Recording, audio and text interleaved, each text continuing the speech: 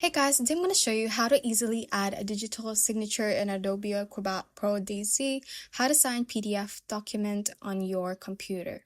First, just open up the file that you want to add your signature to. And from here, we have some tools at the right part. You can click on Fill and Sign. If you don't see it, you can scroll down and click on More Tools, and you can then locate Fill and Sign right here under the Forms and Signatures. And once you have selected it, it will say who needs to fill and sign. So you can just select based on your needs. I'm just going to click on the fill and sign under the U option. And from here, an A B cursor will appear. You can then tap on the field on where you want your signature to go.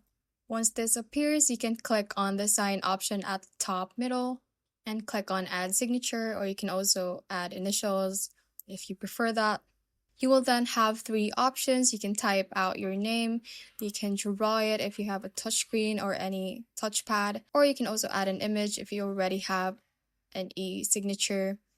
I'm just going to click on type, so you can just select any of these options based on what you have. You can also check save signature at the bottom left, so you can save your signature within the Acrobat app. After that, just click on apply, and it will then float like this, and you can then click on where you want your signature to go, and you can then resize it as you like and position it on where it should go on your document.